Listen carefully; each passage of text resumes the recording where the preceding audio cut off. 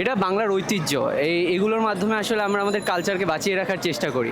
আস্তে আস্তে এগুলো বিলুপ্তির দিকে, তাও চারুকলা ইনস্টিটিউটের মাধ্যমে এটা যে এখনও বেঁচে আছে, আমরা আমাদের জেনারেশনটা দেখতে পাচ্ছি, এটাই অনেক কিছু। সাংস্কৃতিক মিলবন্ধন ধরে রাখতে হলে আমাদের সংস্কৃতিটাকে আপন করতে হবে।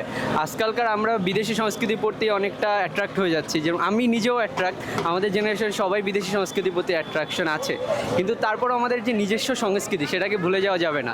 আমাদের নিজস্ব যেরকম দিনগুলো, পহেলা বৈশাখ, চৈত্র সংক্রান্তি, এগুলো যদি পরিবারের সাথে আগের সংস্কৃতিকে কিছুটা মনে করে পালন করা যায় তাহলে ভালোই হয়। রমনায় একটু ঘোরাঘুরি করব, পরিবারের সাথে দিন কাটাবো, পহেলা বৈশাখ পরিবারকে সময় দেওয়াটাই বেটার মনে করি।